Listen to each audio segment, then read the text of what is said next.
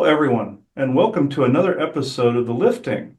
Today's episode is being recorded on 12/15/24. We are here with Penny Bradley today. Many of you in the circles know who this person is. She requires pretty much no introduction at this particular point. So before we get into discussing anything, we must do the law of one and cement the foundation for this episode like we always do. So, Joanne? We are all one, and when one is harmed, all are harmed. When one is helped, all are helped. Therefore, in the name of who I am, and I am one with all there is, that only the highest good be done. We pray for you, your friends, your family, to let healings, energies in, to let them love you and nourish you and bring you to your highest good.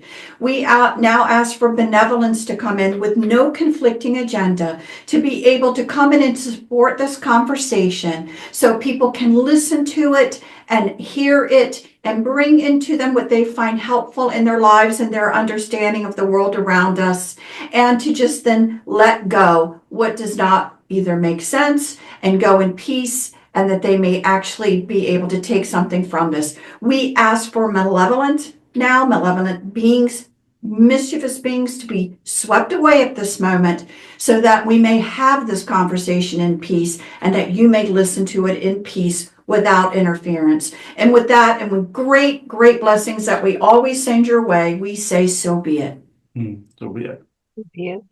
So, with all you that are watching this episode now, many of you have seen Penny Bradley on her channel, and even some of you listening and watching this met her at the 2024 Disclosure Now conference in St. Pete, Florida, at the Serrata. So, at this point, we are going to discuss some of her past history, and we'll go into a discussion on altars. This is a very poignant discussion, I believe now, because it has been coming up in synchronicity after synchronicity for myself, for Joanna, and several clients. This altars, it's not a new territory for me, but I have been finding out more or less about ourselves in that area and other clients in that area where I'm seeing other parts of themselves doing things that are even a complete yin-yang from how they operate in their life. I even have a good friend of mine who actually met an altar of his in the flesh himself in the neighboring town from where he lived.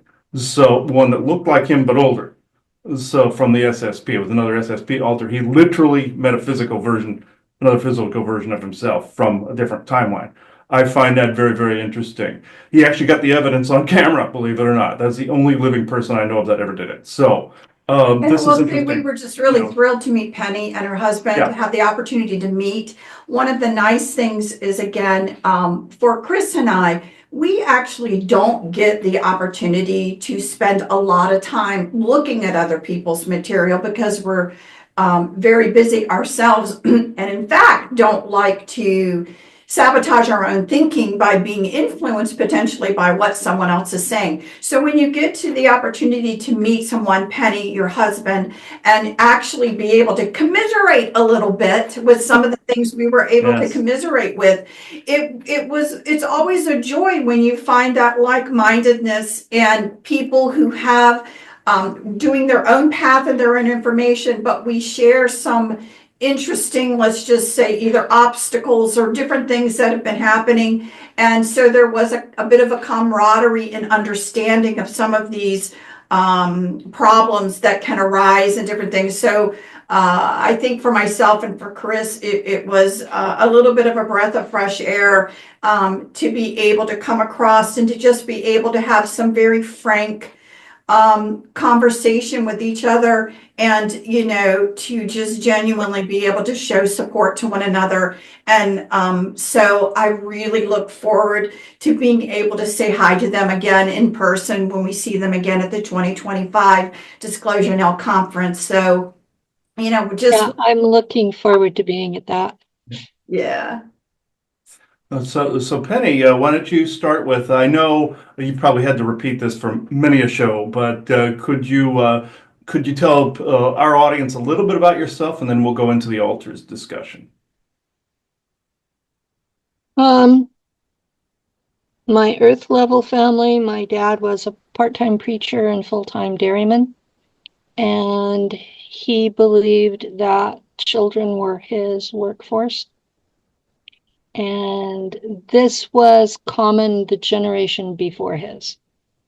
So I was raised like I was a generation older than I actually am.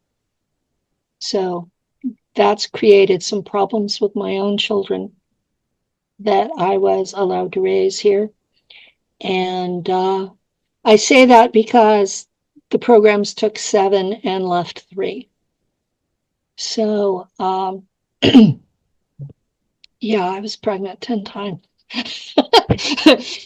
But the 3 that I was allowed to raise, they are all very much of their own generation, and they're now in their 40s. So I don't know what label they're putting on that. But for them, even though I was only 20 years older than the eldest, my attitudes were more like 50 years older than theirs. So it was a hard thing for them. And I've had alters all along. I just didn't know what the problem was. But Dad raised us to work on the farm. A lot of farm families from the 50s and 60s, all of the kids worked. They still believed in the dogma that a child's labor belonged to their father until they were 21.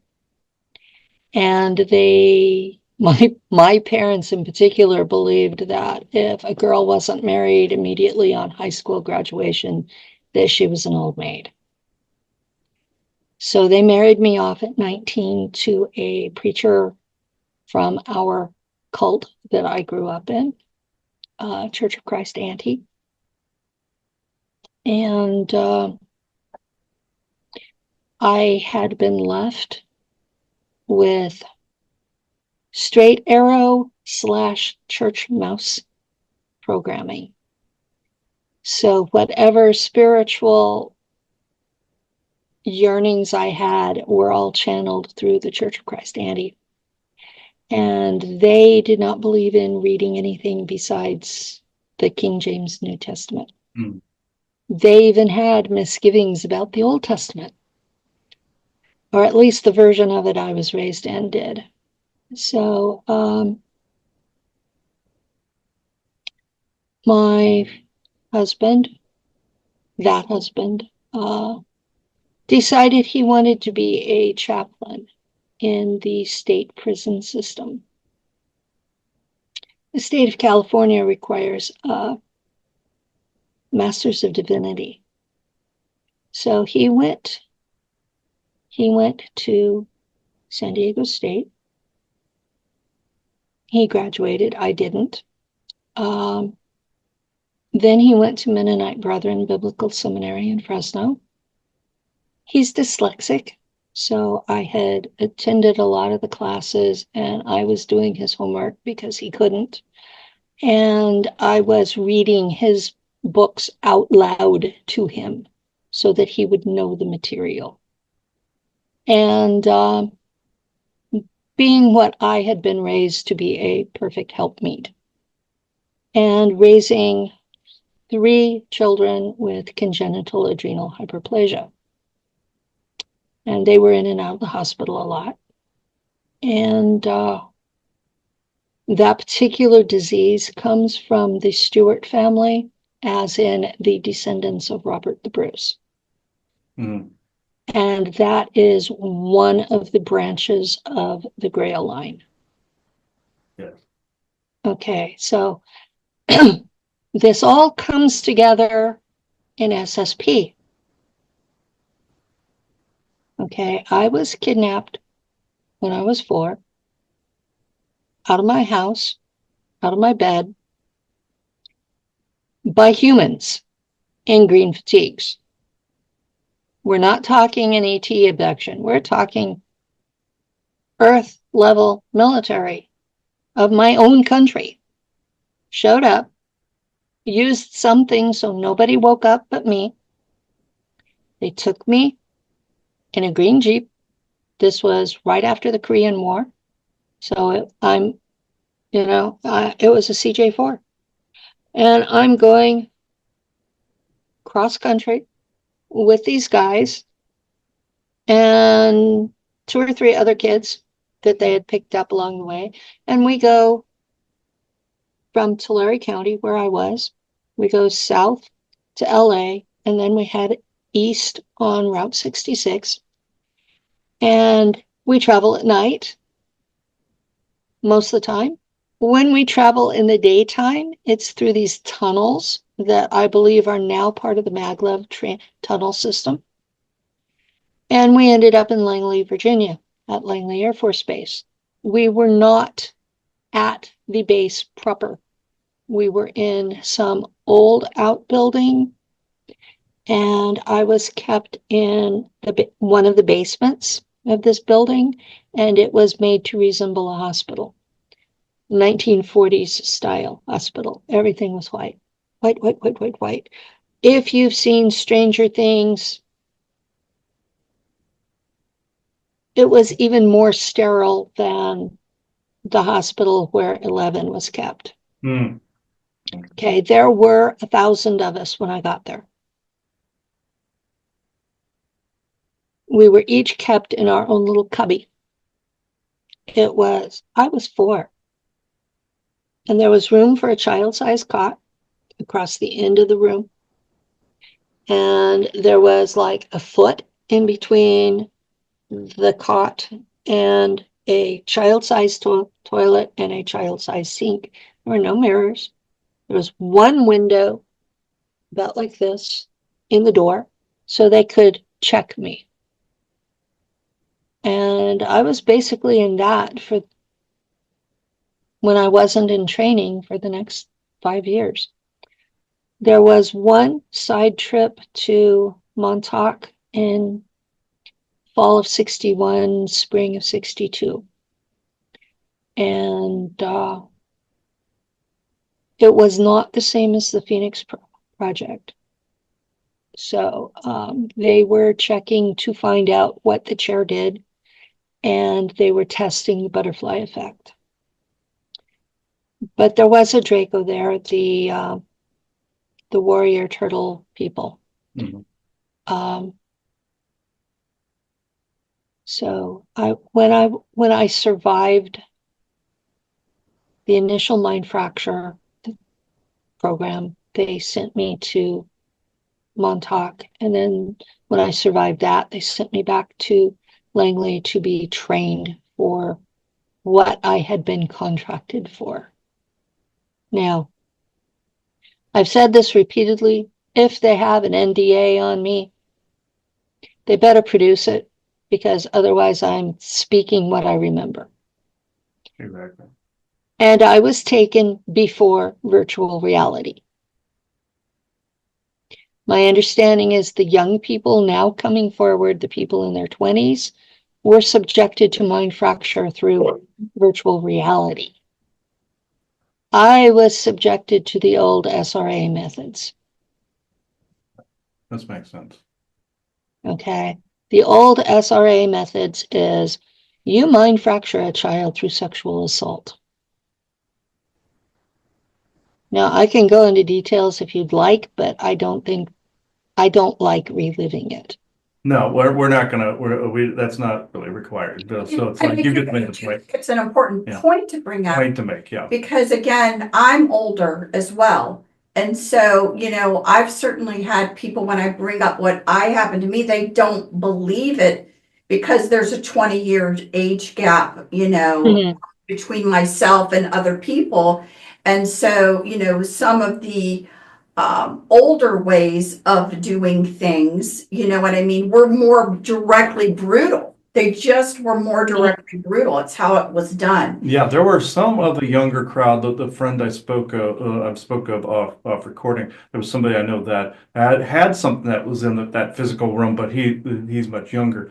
But I also was subjected. I had both in my SSP, where there was both virtual reality and the satanic portion of it. So it was like where some of the Air Force people would give you the VR goggles, and it was like you were there, like you're on the holodeck in Star Trek, you know. And so basically, some of the memories that came back were literally in the VR. I was a different person, and experiencing whatever scenario happened to be there in a nightmare sequence. That's the thing that would come back. I find out it was just a holodeck trip, that Yeah. I'm remembering the trauma from the holodeck trip.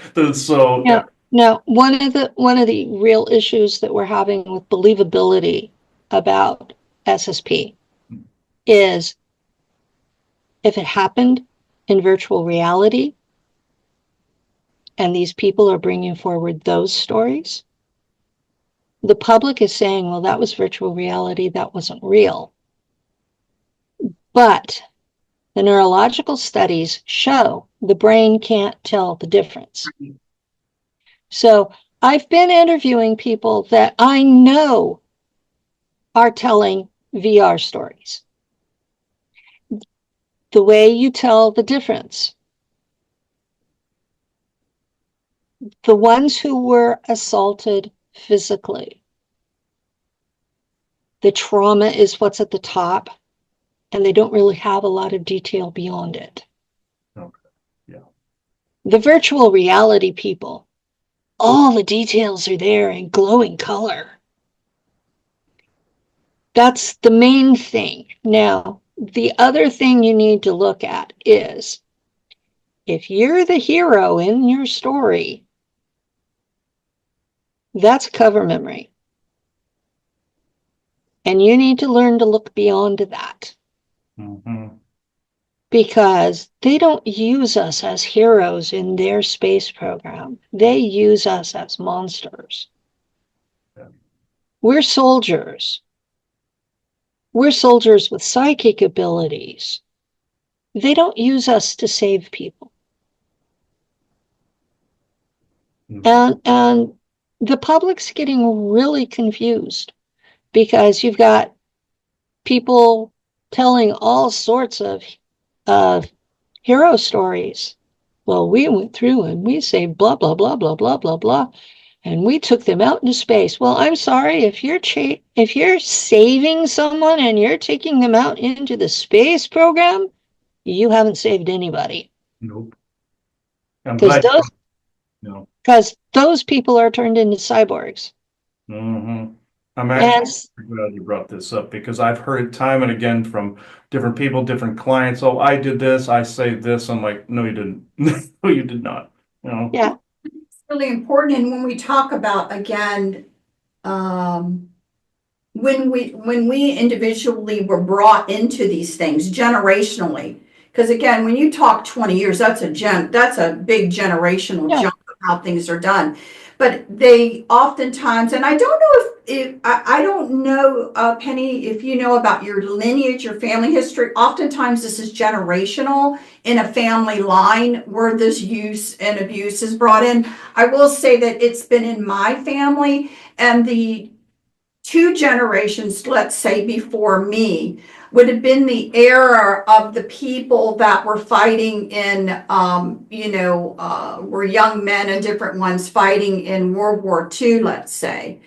And, I never believed, I was having a really hard time believing any of this until my father very innocently said something that made me want to crumble when we were outside talking to him, because he brought up something, about my grandfather that, it was said so innocently, but it confirmed everything that I had been told. And in general, what it was is that my grandfather was in a war and was basically, you would have just thought he was a grunt, D-Day grunt, do whatever. And he came home and he was a raving alcoholic. And a lot of men of those generations became raving alcoholics and everything. And, I didn't really have a very great relationship with me. He was just kind of this person. And aside, I would even refer to him as uncle, not even grandfather or anything like that. And, I felt his, behavior in his life maybe wasn't kind, a bit destructive to his own family, let's say. My father was trying to, at that moment, relay that he really was a brilliant person. He was so brilliant and, so well respected that, Werner von Braun picked him out himself to come work on projects.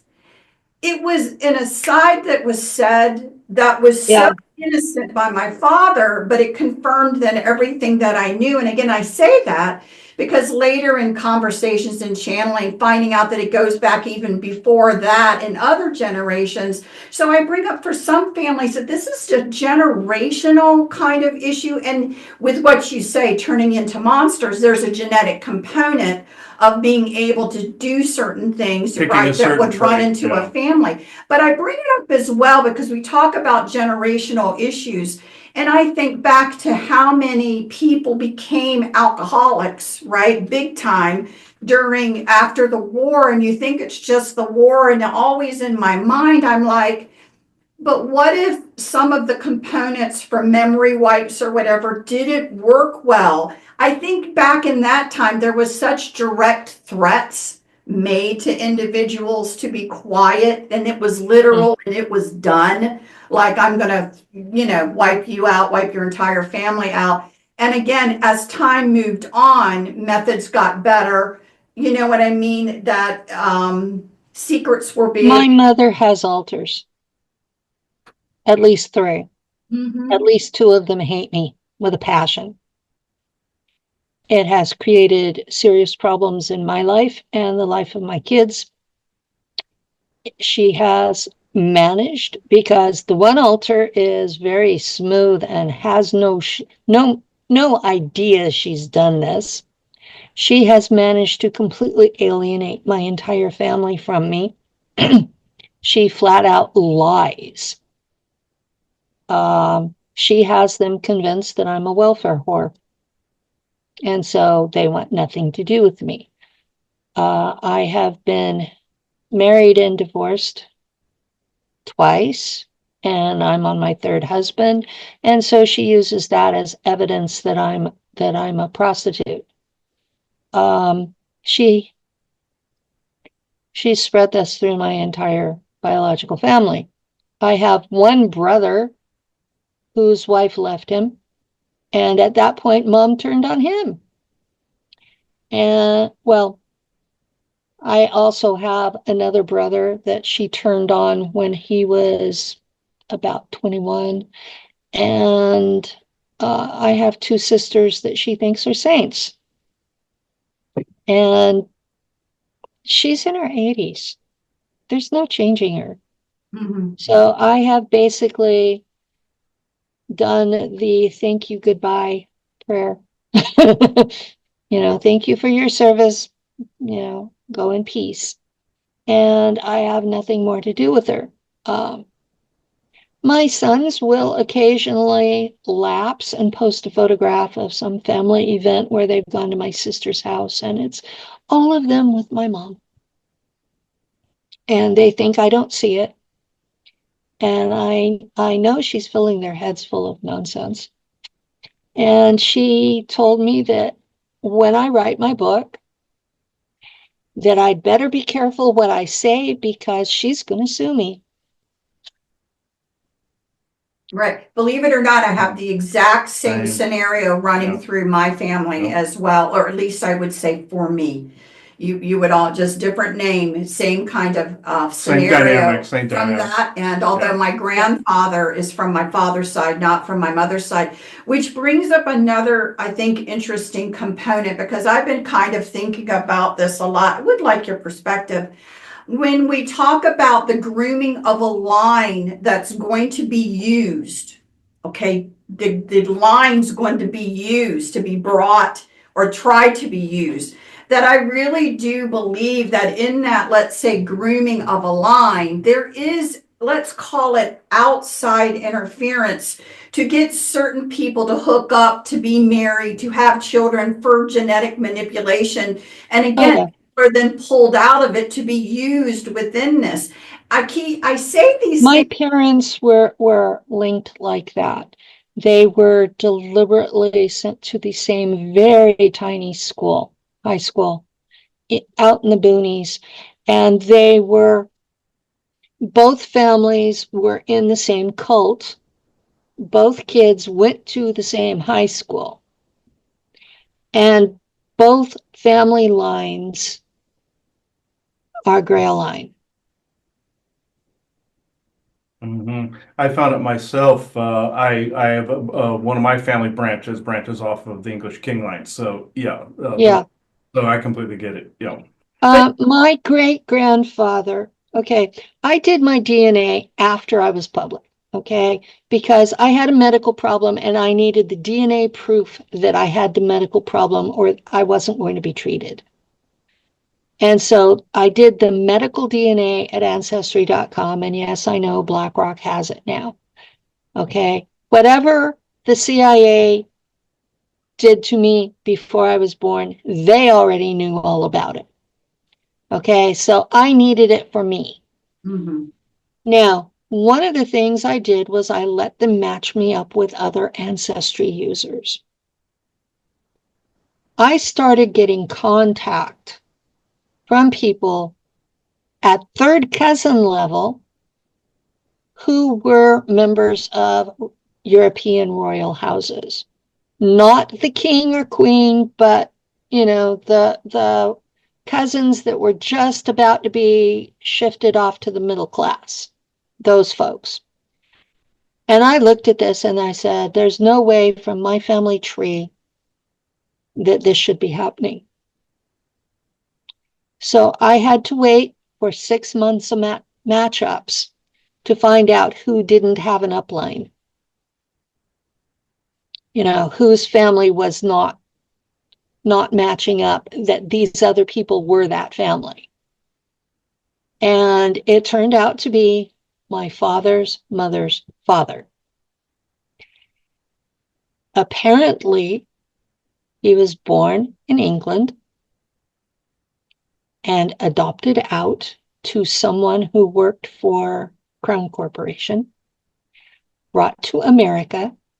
This person who adopted him did not bother to teach him to read and write. His wife did after they were married. He was a 33rd degree Mason in Arkansas and then in Tulare County, California. My father, his grandson, told me, leave Grandpa Bill alone. He's evil. He's the most evil man I've ever known. Okay? Now, who would an English adoptee, orphan, have been blood related to that they would show up as in the cousin category to royal houses? The only logical assumption is that he was descended from one of Queen Victoria's sons. If it had been a daughter, they would have had to abort or keep. Since it was a son, they could just adopt them out. And Queen Victoria's girls all carried hemophilia. So he would have been born with hemophilia if it had been through a female line, and he wasn't. So thankfully, my line was spared that. We do have the pernicious anemia. So I am in the 95% certain category that he was a Windsor. So we have that. My father's people came through the Stuart line of Scotland. My mother's father's people came through the Bourbons of France. All of these are Grail lines. Mm-hmm. I mean, the Windsors married into the Stuarts, and their descending children were Stuarts. For all practical purposes, they just called them Windsors. So that's what we've got going here. And this is why my children had congenital adrenal hyperplasias, because their father was from the McCannon clan on the Isle of Man, and they were the guards of the O'Donnells, who were the kings at the time. And the guards and the younger daughters tended to get married because that was a reward to the guards, was to marry them into the family. That's a very time-honored kind of traditional thing. Your guards guard you better if you're blood kin. Yeah, I actually came to find out that talking to a good friend of ours, he found out that he had some blood lineage. Well, he was wondering why he was having so many problems, both energetically and circumstantially.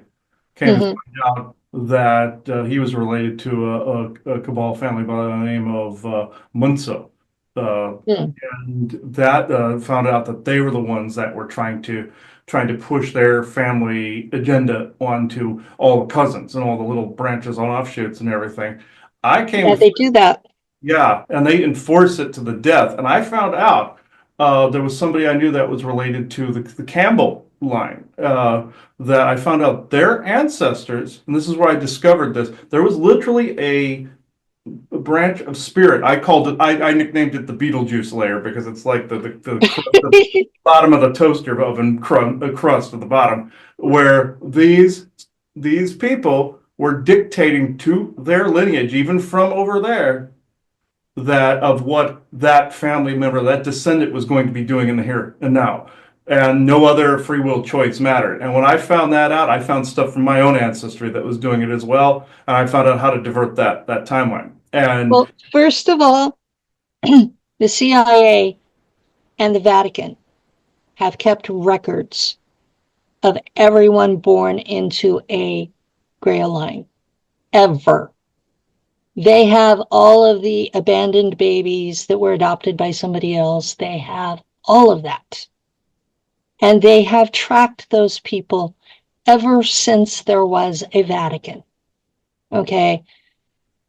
The Pope became important when Clovis the First, the Merovingian king, took over Gaul, and his several generations down grandson labeled it the Holy Roman Empire. The Merovingian Empire, the Frankish Empire, was in what today we call Belgium. But they set up the Vatican as mattering. They're responsible for that. Mhm. And the Vatican, because they can't have anybody more important than them survive, they've been trying to kill them off ever since. But so there's been this love-hate relationship between the royals, who are in Europe, they're all Merovingians. Yeah. Okay, you've got the Merovingians on one side, you've got the Vatican on the other side trying to kill them off, and now you've got the CIA coming in trying to surpass them all. Mhm. The CIA at this point in time might as well be a country. They have their own resources, they have their own income, they have their own military.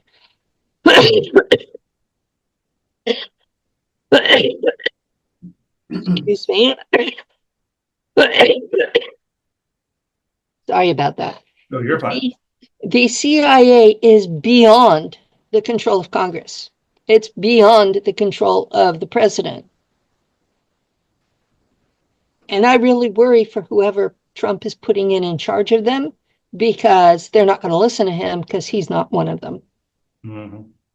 Well, I think the whole crux that people are having a hard time following this conversation, that I know that I wanted to bring out about it, is first relating to how long this has been going on. I think people, again, those that may be starting to bring back memories, think things is more of a current present moment issue in the last few generations, instead of understanding this has been going on for 150, 200 plus years in specific. Oh no, this has been going on since Samaria. Well, Oh, of right, course. What has changed right. about the American Civil War time was it changed from being ETs doing this to us to being other humans doing it to us. Correct. Now, That's the change. completely agree. That's what we've said. This has been going on forever.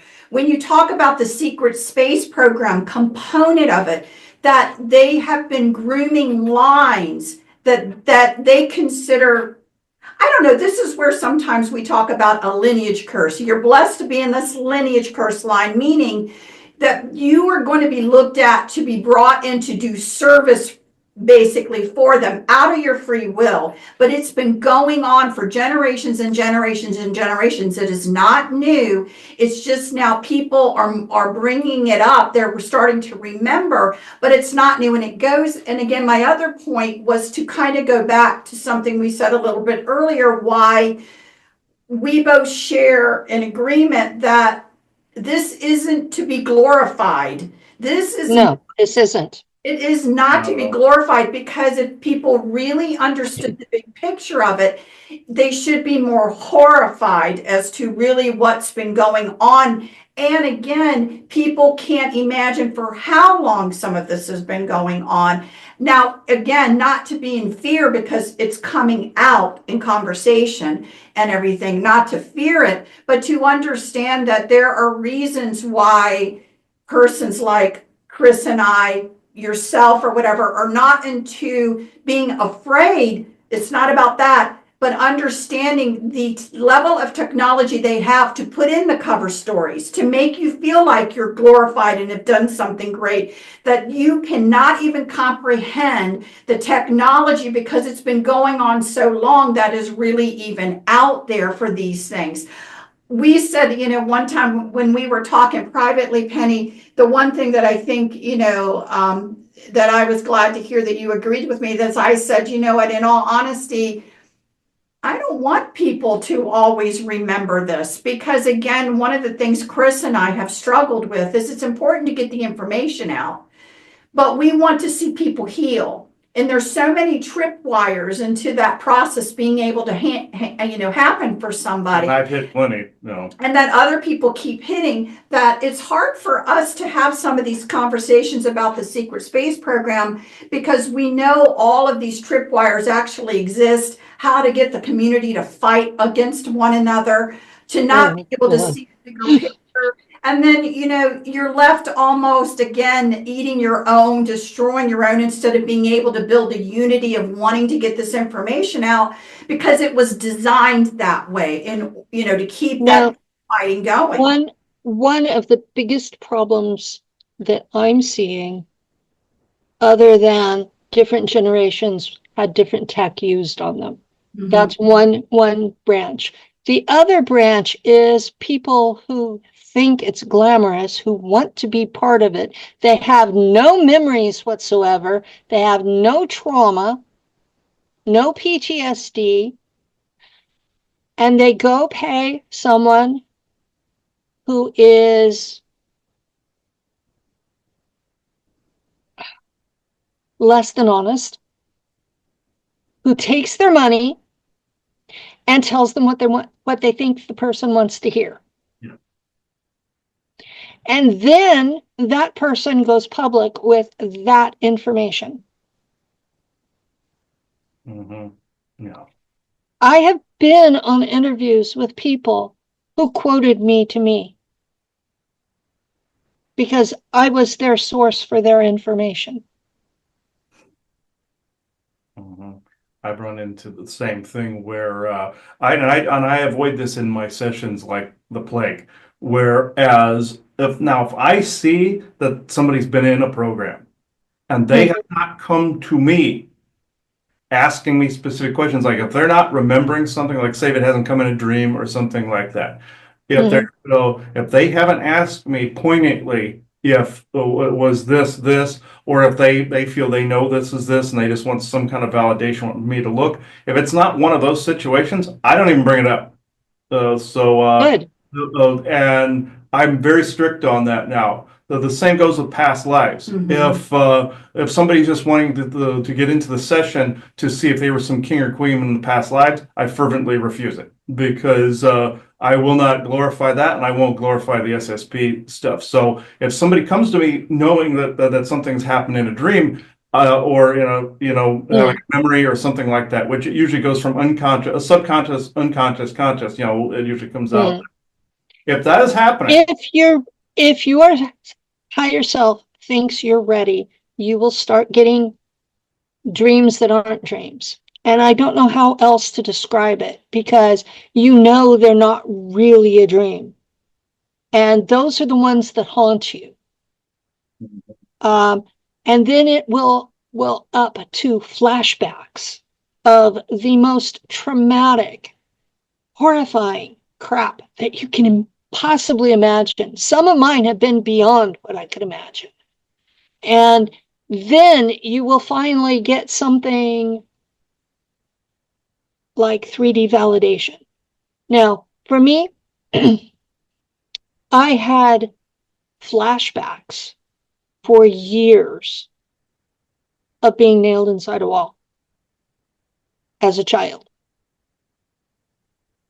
The validation came when the NSA activated my memories of my mind fracture process. And yes, when the sexual abuse stopped working, they had a place in the wall that they would shove the child in and nail plywood over you and let you suffocate. And they would have it timed to the point where when you passed out, they would pull you out. So yeah, when my memories were activated, because I'd had these flashbacks, I believed the memories. yeah, if you're not already experiencing it, you shouldn't have some other psychic or somebody basically telling you what's what. If you require that, it's probably not time for you to look into this particular. Exactly.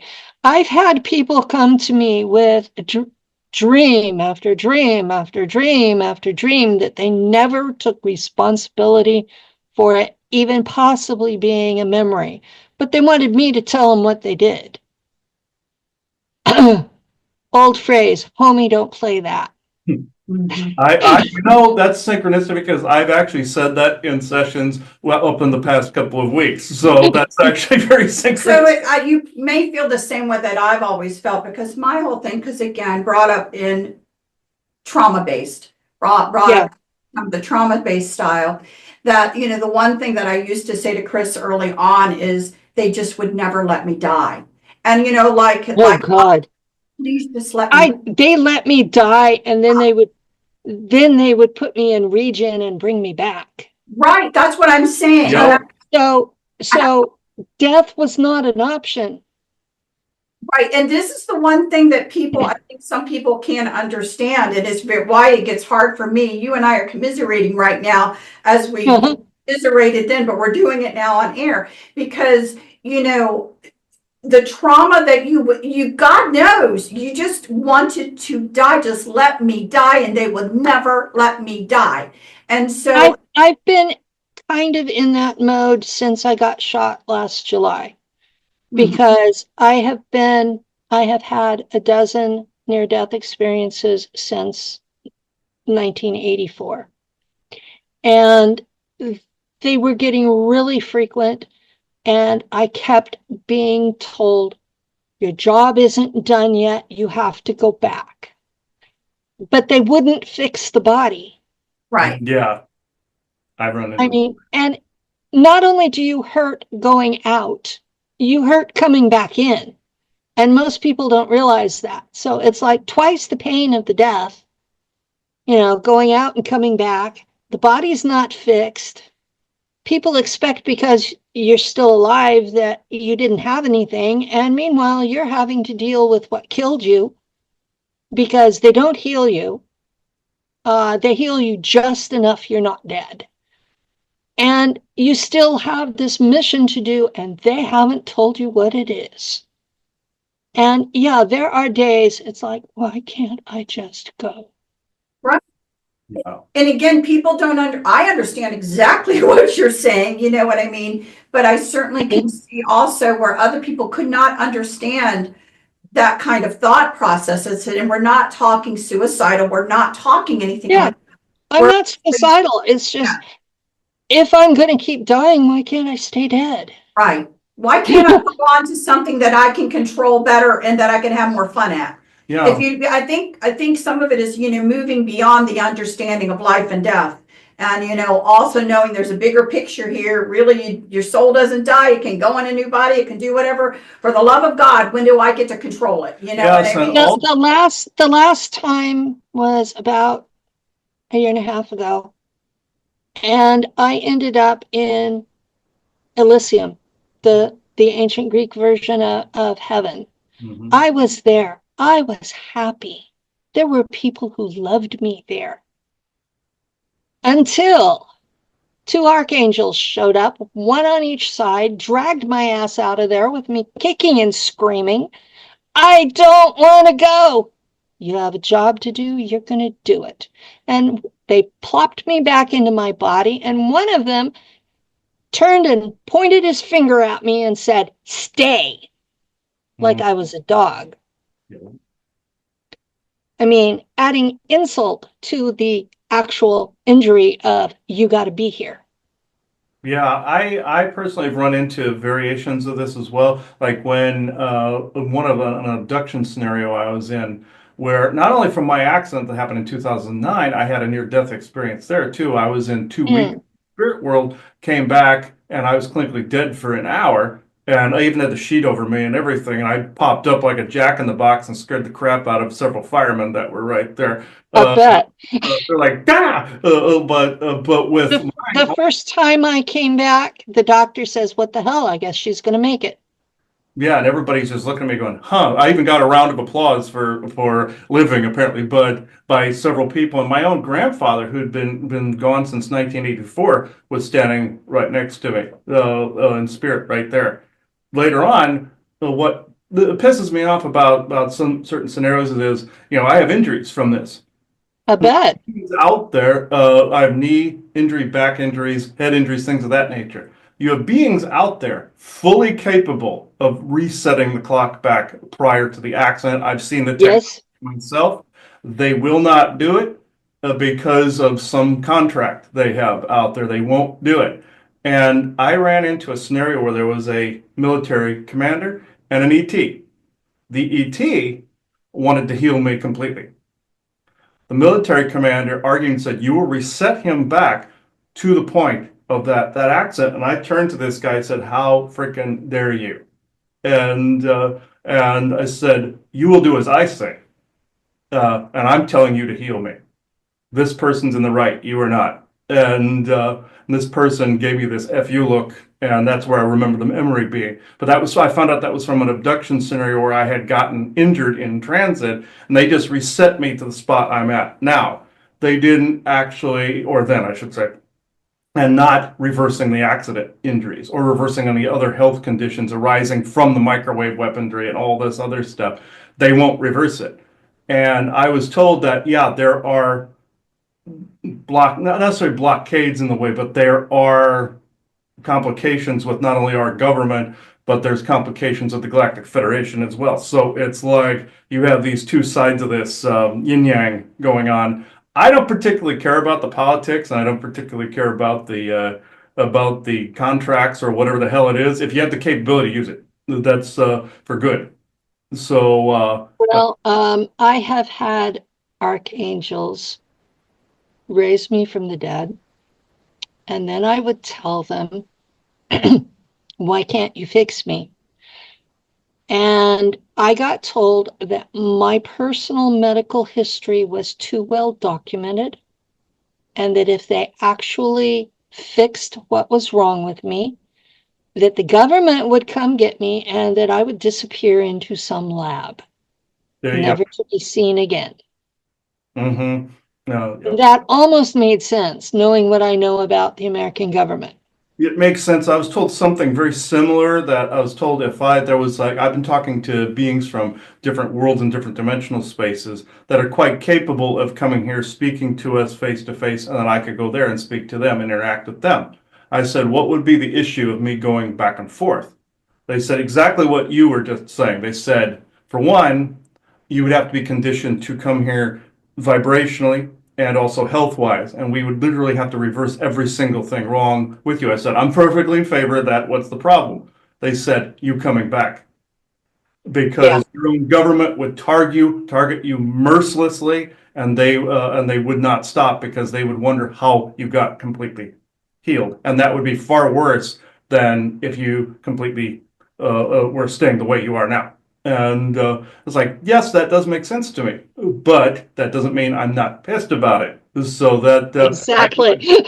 I completely understand. It doesn't mean I agree with it. So let's I just, don't like it. And, I'm I've had various entities.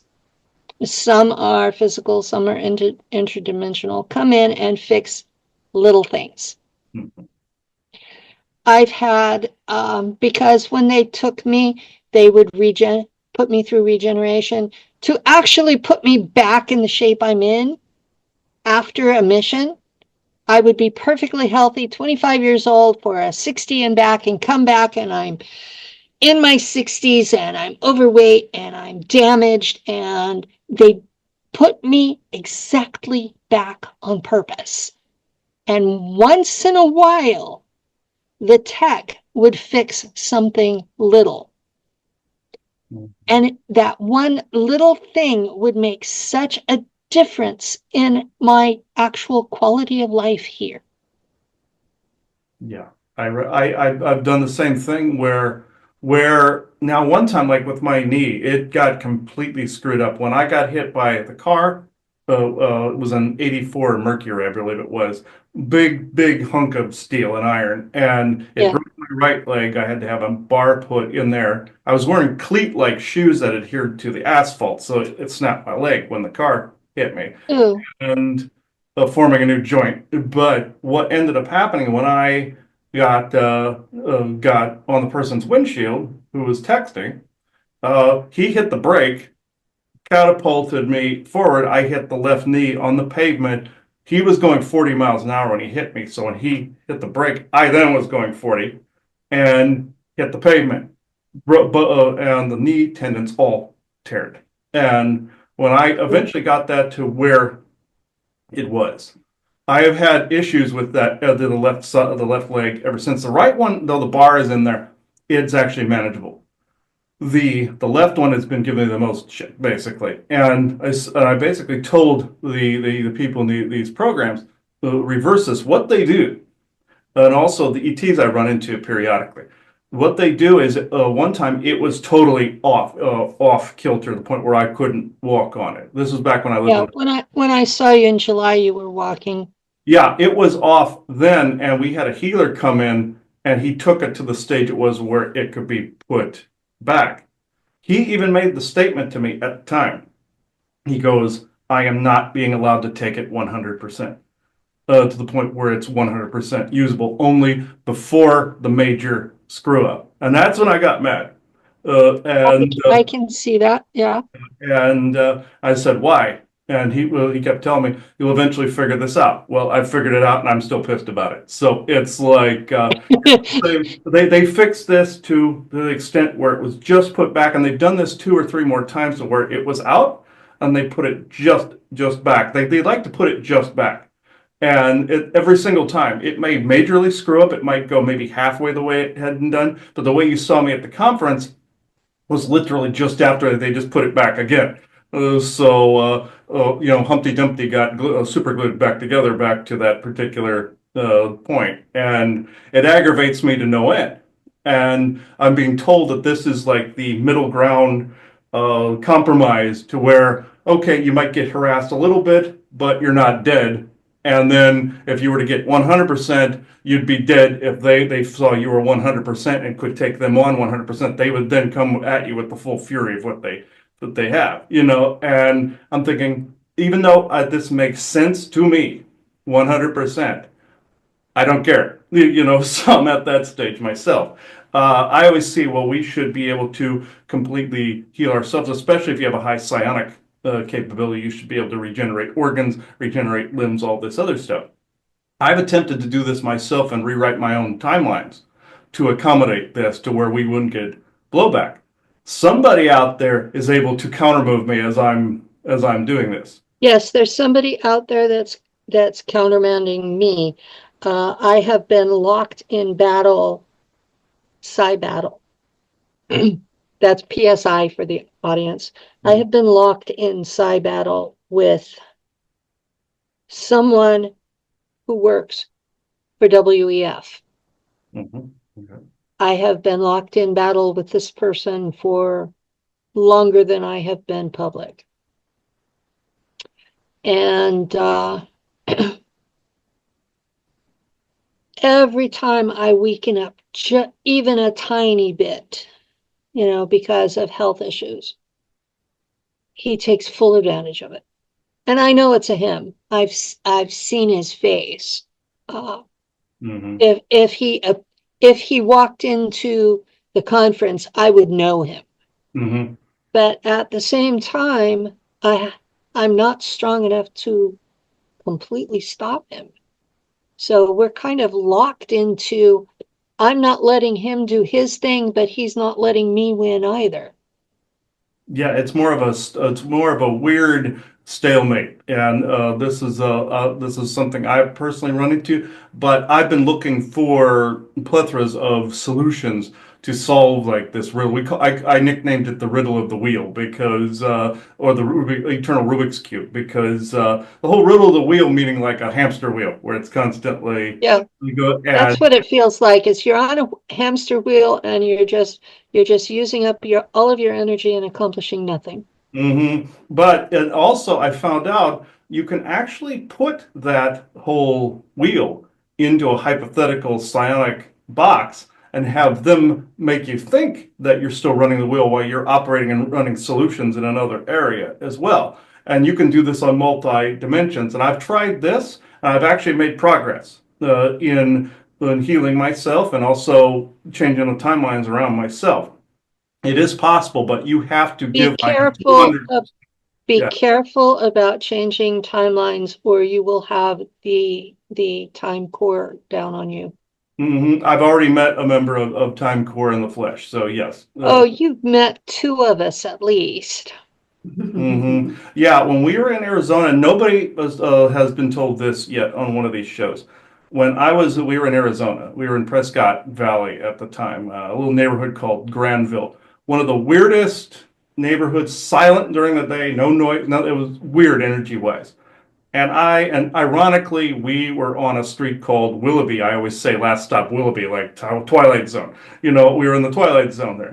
I nicknamed this, people got the joke. But when we were there, I came walking into the living room. I see this person standing there, mostly full body. I could kind of see sunlight through them a little bit, Hmm? uh, kind of holographic. And they basically said they were operative of Time Core and they were attempting to get me to spout out to the public a particular narrative, and all this person got back was the middle finger. So I was like, I said, no, I am not doing this. Oh no, you actually altered this, so therefore, I'm like, nope. And it was a holy hellfire was raining down on me. Yeah, it's time core can be very much like the Adjustment Bureau. Yeah, I remember that movie and also Loki season 2. If people know about the TVA and the Marvel Cinematic Universe, that's pretty dead on as well. When you see them snipping and pruning timelines and things of that nature, that is damn accurate to them. So Yeah, that is. so one of the things that we have a hard time with some of these conversations, Penny, is because, we've been trying to say that we know as people have these memories come up that a storyline has been developed of how they want the information to come out and the story they want to come out with the information about secret space program, the history of it, all of this stuff, which is not going to be what actually happened, but it's going to be a story that will benefit, of course, people who are in charge, who want to stay in charge, and they don't want to look like the monsters that they actually are. And so obviously we do not want to participate in that conversation. However, we don't want to scare people either. But, anyone who is choosing a path of trying to provide a bigger piece of information obviously runs into problems with all kinds of people. But I put that out there because, this is, I think, very hard to actually explain to the general public as a whole. And like what you've said earlier today, people with what's coming back to them, you don't really know exactly what it is that's coming back to them. Is it a cover story? Is it something really real? Is it Virtual reality. that you're supposed to be bringing Divulging to the out public, yeah. in order to promote that storyline that they want to come out? That it's a very complicated issue. And again, we understand as well that the people that are involved in all this, they themselves may be quite innocent, not know maybe that they've been programmed and broken to participate in a certain way, or be programmed and broken to cause some of the havoc that keeps, everybody fighting and eating themselves. And that, there is a component of people that are more than willing to participate in it in a certain way, for whatever their experience they want to be, and how complicated all of this is. To cut to my motivation. I was a truther when I first came online. I was not in anybody's pack. I was just investigating things. I was disabled. I was online. I'm a researcher by nature. I'm what they used to call an Asperger's. So that if you wonder about why I do certain things, it's probably related to that.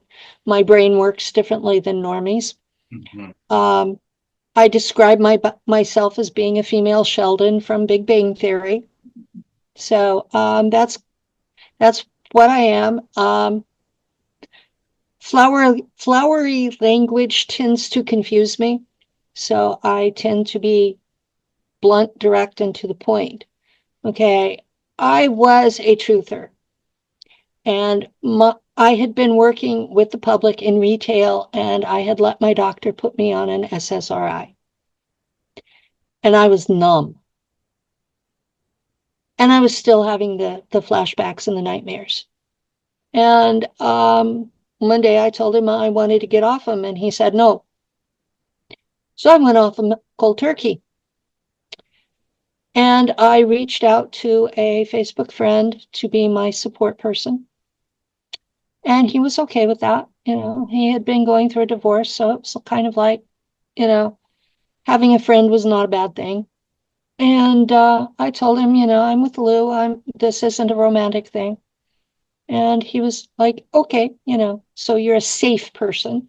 And we talked, and he claimed he was a former NSA person, and that he was doing, that he was writing plays.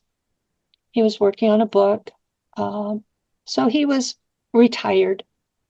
And after we talked for a few months, he said, you hate DC so much. Why don't you come see me and I'll give you a tour of the place? And he paid for the trip, so I went. And while I was there, I think he thought he was activating the altar, but he had been given the code word to activate the memories of the altar. And they came in this big, horrific lump. And they were in German. which Penny doesn't speak German real well. I speak it like a 4-year-old at best. Mm-hmm. I understand a lot of what I hear. I can read it half decently, but the words don't come really well. And I can't remember noun genders, so I fuck up all the articles. Sorry about that. You can bleep my F-bomb. Now you're fine. But I spent 3 solid years going through that lump of memories to figure out what I remembered, what was real, what was my overly emotional reaction to what appeared to be real, tried to put it in some sort of a timeline so that I would know basically what year what happened. And some of it had cover memories. And I developed my own way of dealing with it. Okay, I do self-hypnosis as a way to calm and de-stress. And what I do is I slide into a self-hypnosis state and I ask the subconscious to open the curtains because I'm treating it as a theater show. Mm-hmm. Open the curtains and show me what really objectively happened. I'm not asking for anything to be deleted. I want the original cover memory to still be there so I know what it was. But I want to know what actually happened. And I just sit there watching from the outside, and I see the players, and I see the action, and I feel what I, as the person there, thought and felt. So I get the full story from my first person perspective. That doesn't mean it's necessarily the only perspective, but I get it. And that way I get what happened. And you kind of have to be dissociated to do this, which is, I wish I didn't have to be mind fractured to learn dissociation, but it's a really good skill to have when you want it. It's just not a good place to unpack and live. So, but I went through each and every one of those memories to find out what really happened. And I know most of the other speakers out there are not doing that. I agree. Yeah, it's difficult. Yeah, I've done the same. Yeah. Yeah. Oh, go ahead. I didn't mean to interrupt you. But I did a lot of research. You talked about it at the beginning that you weren't listening to other people because you didn't want to contaminate your own. I know Tony has taken that approach, Tony Rodriguez. He and I have been friends since before we were both public. But I know he took that approach. He didn't listen to anybody. But I'm looking at this lump of stuff in German. And there are raptors in it. There are grays in it. There are 12-foot tall reptiles in it. Speaking German fluently. And I'm sitting there in my living room trying to figure out, where could this possibly have happened? So yeah, I went through all of the available stuff. I went back to Michael Ralph.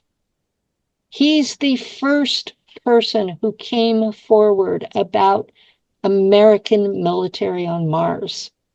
And he did it through muscle testing. Okay. So, okay, I don't say bad things about muscle testing. I have used muscle testing. Yeah. People have accused me of being a clone, and my muscle testing says no, I'm still in my original body. So I have gone to great lengths to figure out where it happened, when it happened, who it was with. And over the years, I've reintegrated that altar as best I can. She sits there and calls me a wuss. Yeah, I have one that does the same. So yes. Yeah. Mm. Yeah, she and I have an understanding that she's not allowed to kill anybody. Yeah. Yeah. Mine, I every now and again, if I'm whining about something, the other one comes in and goes, "Would you stop it?" Stuff like that. Chris, if you don't mind real quick, for Yeah. those people who may not know what you're talking about, can you guys define in your understanding what you think an altar is? What does that mean? In my experience, it's could also be created from the fragmented memories of being over there, but then there could in the SSP, but there also could be another version of you on another timeline, a fragmentary, even like if somebody that sat in the Montauk chair, they were projecting out to other time frames. There could be another fragmentary timeline. That's kind of complicated. Yeah, it's extremely My understanding is very simple. When you take a child, small child, usually below 7, some kids can still do it at 12. You take a small child, you put them through a trauma that their mind cannot accept. If they decide to live, they form a bubble around that memory. Yes. Okay. And that bubble is separate. It is the child says, this is no longer me. This is this bubble over here. This holds this trauma. So it no longer happened to me. Well, depending on how much energy they put into that bubble, it can become a person of its own sitting inside your head. Mm-hmm. Yes. It forms its own personality. It forms its own memories. It forms its own ideas. It starts off with the same talents and abilities that you do. So it is what you would be like if you had those experiences. Okay. So Yes. I think It's when we were, it's a what Native Americans call it is a soul fragment. Yeah, right. so shards, What all we fragment, would yes. say, what we said earlier, years ago, because we started this in 2017, we would talk about blowing a shard. Yes. We would talk about something in that way and it seems to be able to take a life of its own, It basically. has part of your chi in it. So of course it Right. has its own life. Yes, it's exactly like if you've seen, again, I use Marvel Cinematic Universe as a good starting point or an example. The character of Moon Knight. You have the character of Mark Spector, then you have the character of Stephen Grant, and you find out Mark Spector, when he was a child, manifests this other alter named Stephen Grant because his mother was a drunk and abusive to him. So he created Stephen, who didn't remember any of the abuse. He was actually the more innocent personality. But Mark is the soul. He becomes a soldier. He becomes, like soldier of fortune after a while. And then you find out that Stephen is his alter through the whole thing. And there's a third alter that pops up while he's doing battle with somebody. All of a sudden he blacks out whenever another alter takes over. And his wife's standing there going, "What happened?" It's a third alter that was far more violent and far more brutal because Mark didn't want to be brutal. So therefore, he was more like Stephen in that respect. He had more bonded with Stephen. So it's his evil alter ego was actually shot off as another personality. Yeah, and it was that's another personality becomes an assassin in the storyline. So it's so yeah, that's what happens to us. Yeah. They take this small child and they start off with sexual assault. They are raping small children in every body opening. That's how they create these altars. So when you hear some pedo somewhere saying there's no evidence that sex with a small child does them any harm, you can throw this at them. That is what causes this multi-personality disorder. Mhm. That's what they use to create us. I was 4 years old and I was being raped daily, sometimes multiple times a day, by adult men at 4 years old. That's what does this. Mhm. Now, it's not demons, it's not possession. It's a natural survival mechanism that humans have so that when crap happens to little kids, they can survive it. Mhm. And I have been subjected to 104 exorcisms by irrational church people who could not understand that this was scars of trauma, and they assumed it had to be demon possession. And like I told you before we started recording, if I had $1 for every idiot that called me a demon, I could buy a house. Well, that, and you brought up something else, which I think is also, so when you're, again, we called it always blowing a shard of yourself. When you're blowing a shard of yourself, which can energetically take a life of its own, meaning you may not be able, to see it. It's not born, it's not standing there, but there is an energy there now. And that energy basically could be haunting you, meaning You haunting you. you know, you haunt me. It's part of you. Yeah, and it's like you said, how you said you had altars calling you names, and you had all of this stuff, because it's not a reflection of who you consider yourself to be. It's something else that is actually, again, the result of the trauma, but it's not necessarily something that looks back at you, you know what I mean, in general, that says, wow, what a lovely little girl. It's actually something that can be totally different, that again, a component that's utilized. The altar that calls me a wuss had an entire 55-year existence all on her own in this body while they had me asleep. So she isn't me. The best we can do is share memories. She still has her attitudes. She still has her voice patterns. She sometimes takes over my body, and you will hear my accent change. She has learned to speak English since the time that we've been working on reintegration.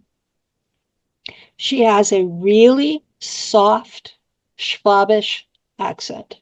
That's the same accent that Arnold Schwarzenegger has. Mm. Hers is a little softer. It's not as in your face. But you'll hear me slide into that because I've shifted altars. And depending on whether she takes full control or is still being nice and sharing, I may or may not remember what she says. Okay. Which has created tremendous problems in my personal life.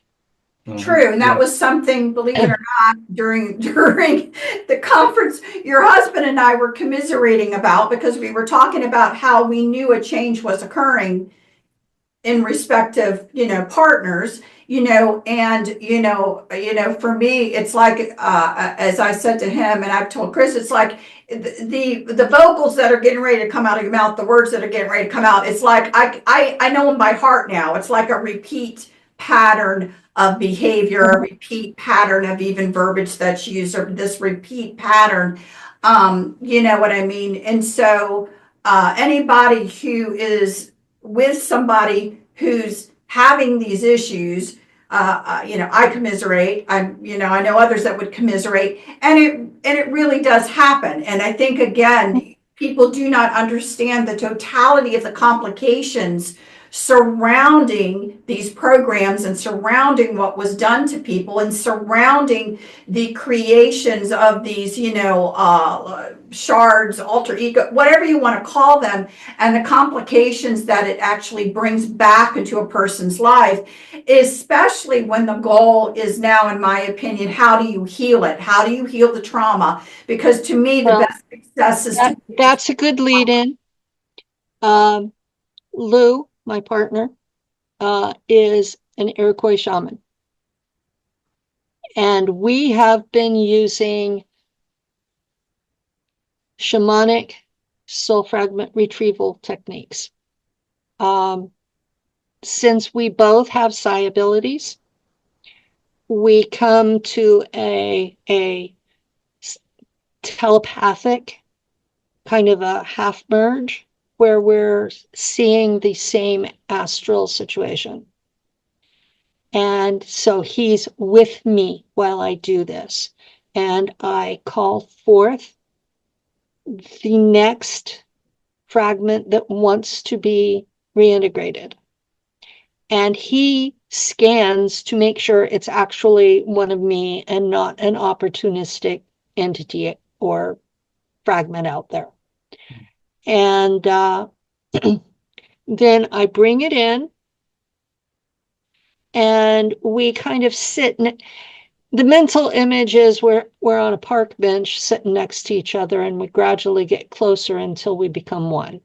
And at that point, our memories start to merge, and they don't have to take over the body to be able to experience life. Sometimes the merge is complete. I have some alters that have basically disappeared. Their memories are there, their functions are there.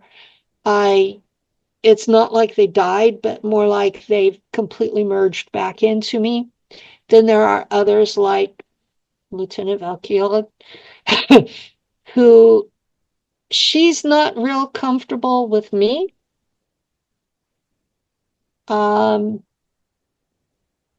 She sees me as weak. Because she was a German officer. So she sees me as weak, and she sees me as allowing people to walk on me, which does happen, and she's not happy about that. And her scolding me, telling me I'm a wuss, is her attempts to get me to stand up for myself. But I've also seen how violent she can get when she's in charge, and I don't want to go there. Yeah, So, the one that's popped up for me, and I didn't realize completely that this was a thing until I met somebody on Zoom that I never saw the person's face. Anytime this person attempted to get their camera to work, there was some interference. So I never actually saw the person's face, but there was a problem that had popped up. One of my legs felt like I had been shot in my left leg. Again, it was the left leg. And this muscle was just hurting really horribly bad. And this kept getting worse, kept getting worse, kept getting worse. And eventually this dream popped out to where I'm in Russia in some war-torn area. And this person that I've been talking to on Zoom for over a year, that I never saw his face, was there as some mercenary or something. And I get into a shootout with this guy. He shoots me in the leg. It was the alter memories bleeding through, affecting my physical body into an actual etheric wound, which was becoming a physical one. When I realized the origin point of where it came from, it disappeared. And as soon as I called the person's name out that actually did the deed, it actually disappeared. And the reason I wasn't being allowed to see the person's face, the forest people told me this, and other beings like Isaac and them told me this, is because if I had seen the person and looked him in the face too early, it would have caused me brain damage, bringing that back in too quickly. My brain would have tried to bring it in too fast, and my physical body would have manifested too quickly, and it would have been bad. But it was partitioned out over a year period, and and it came in the way it was supposed to. But that version of me can speak fluent Russian and carries around a Russian rifle. And I'm like, I don't remember learning Russian, but also can speak fluent German.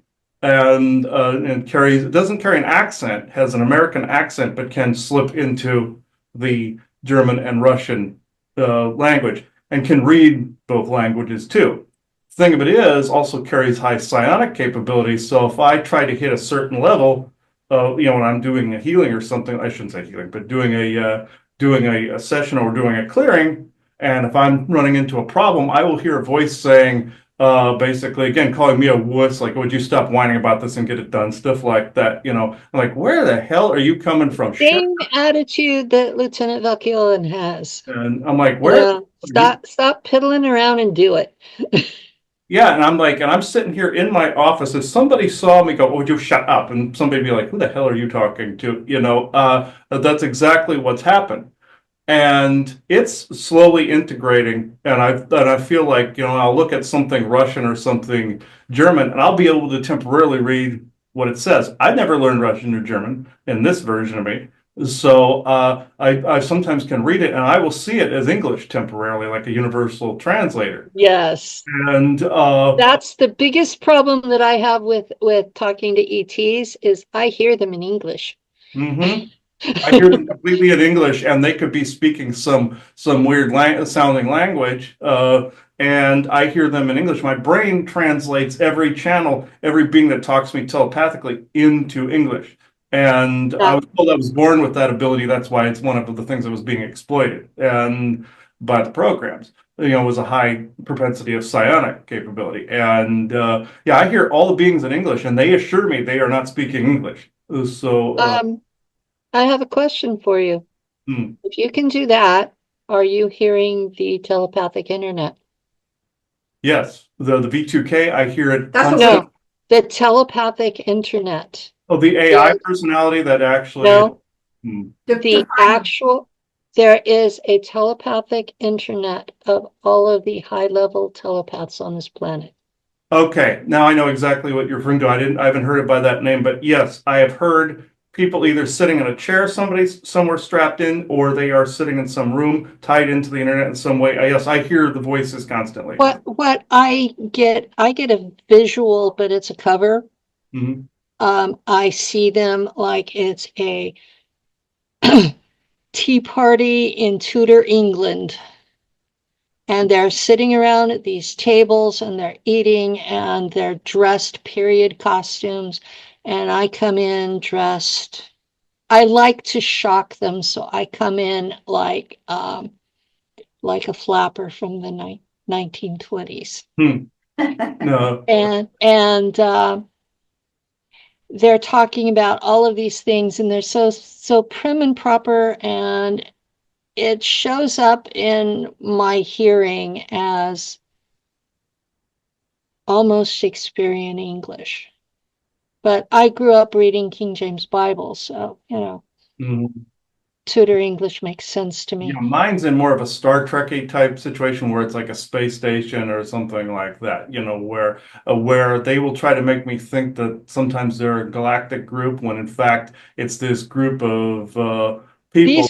These are humans. Yeah, they're humans. They make me think they're galactics, but they're not. So the one thing that, I've seen, maybe you guys can tell me then what I'm seeing, because I've seen something totally different. I don't know how to describe it. Think of a huge, because I swear, let me think how many people I think would be around it. Maybe 10 people around it.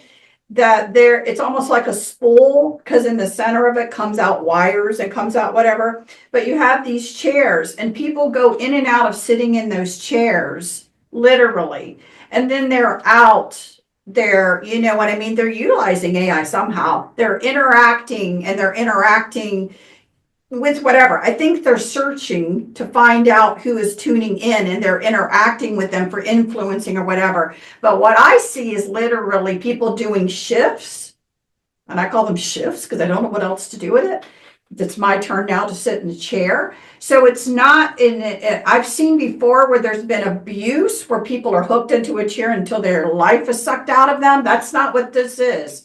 This is something else as well. So I don't know if either one of you have ever seen anything like that, but it's very weird. No, But I haven't, but I haven't looked for it either. I So, just know that it just sometimes I get these It's, when I weird kind of vision things that are going on, and I'm I was invited to the telepathic internet. They were surprised that I was capable of it because I'm Rh positive. So this was a bit of a shock to them that I was capable of it. And that's part of why I show up dressed differently. Uh, but they discuss world events and what's planned. mhm. Yeah, there's a lot of them hooked up to this now. I know what exactly you're referring to. I've encountered this before. They haven't bothered me lately. So Okay. it hasn't been like anytime recent. It maybe like it was about the times leading up to the conference I was hearing them yammering, but then afterwards it revved up and then it stopped for a little while, and I haven't heard that particular group for a little while. Okay. But V2K is the one that's been bugging me. But it's You're wearing a blocker cap. That should help. oh yeah. But your cap should be covering your ears. I have a stocking cap one as well. So Okay. yeah, and I use this a lot. I was told though that sometimes if you do it too much, you reduce your immunity to build up to be able to not hear it without it. And that's one of the things a couple of the galactic groups told me. To Well, not wear it forever. Don't keep it on forever and ever. But I kept mine on long enough that they stopped targeting me with it. mhm.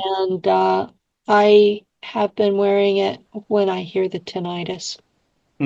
Oh yeah, and we also make pieces. We make tower busters that also create a jamming field for V2K, and it's a specific kind of one that we make. I Uh, have this. oh yeah. It sits next to my computer. I have it over there because when it was right here, it was too loud. Mm. You even had an orb pass next to you as you were holding that. I can feel the energy from that. Even though you have a filter on, right in front of it, there was an orb that passed in. I Yeah. I Mm. don't have a filter on. Oh, you no, I mean the space background, I should say, not a filter. Oh, that's just Yeah. that's because I live in a small apartment and I have too much stuff. I'm not a hoarder. I just have too much stuff for the available size. Okay. Yeah. Yeah. I felt the energy of that pyramid. It looks like it's doing pretty good Yeah. job. Uh, Yolanda made that. ah, interesting. Yeah, I make all of our pieces as well. So I'm thinking this is the time where we get into the channel. I think we've gone pretty good today. So I'm thinking Okay. we can go into that. Mhm. Let me see here. Tell him not to divulge my secrets. no, that's not that's No, no, I do have areas of my world that I no. keep we private. don't do that. No, we don't Okay. do that. I just heard Isaac say, hadn't thought of it till just this moment. No, he's joking. So it's like when he says things like that, he's just screwing around and trying to make people laugh. So it's like no. Okay. Um, uh, Basically, his name etymology means he who laughs. So that's Yes. no. So is are you actually coming in, or are you just going to stand there and be creepy? Okay, let me see. I physically see him, so when he peers through the wall, he's pulled practical jokes, everything on me. So yeah, I equate him to the character of Drop Dead Fred from that movie from the 90s. So um, uh, I know that character. yep, kind of like a mix between a clown and Loki-ish type of character. Yeah. So Well, you're in luck. I like Loki. uh, so uh, Isaac. If you're going to be the one talking today, come on in, benevolent Isaac. It's true.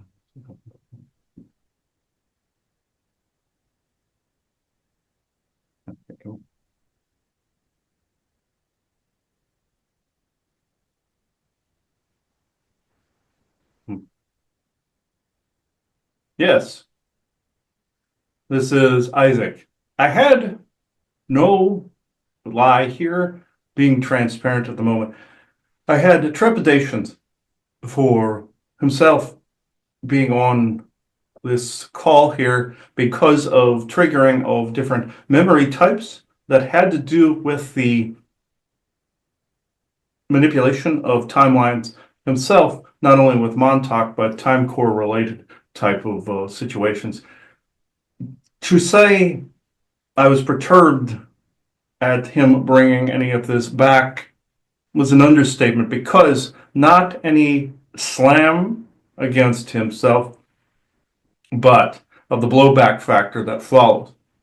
Things that could be out of my own control to assist with, and others that are around him.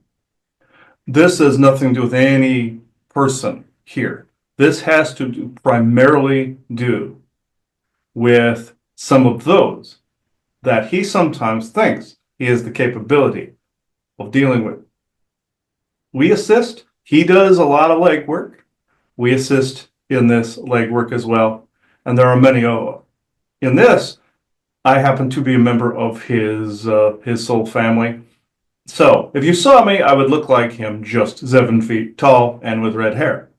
So with that said, I too was put into the programs. And I can see also when he has had an altar in play. Now, many people think that you can just wink an altar out of existence. This is a common belief right now. And I've said this before in other programs where we talked about altars. Can you unwrite one? Yes. Can you have the memories of those altars? Yes. A good example would be Star Trek Discovery, where there was a Klingon agent that took the form of a human and took the memories from that human so they could form an altar. Then the Klingon personality dies. The human altar then has also the memories of the original, but also the memories of the human. This can occur, and even the PTSD to go with it. This can occur and has occurred. In the case of himself, is this a dangerous practice to bring back memories, even as a useful practice? Yes, from seeing, therefore memory can be triggered. Sometimes it's as simple as that, sometimes it's very complex. But in his case, what he sees and what he remembers is his brain is highly redundant. And can remember on multiple levels. This is how some galactic groups work as well, because of some of his galactic ancestry. So he gains some of this. Now, in his case, the altar it's not necessarily anywhere but on a fragmentary timeline, meaning that I'm not saying this is something that his clients will be worried about. No, this is something that is actually a blobbish memory that has no effect on any sort of healings or any sort of or repair work or trench work. It's just something that's annoying. Now, I'm saying this for him as well. For a general audience, this can be a situation where you believe you're being haunted and are being possessed, when in fact, it is you haunting you.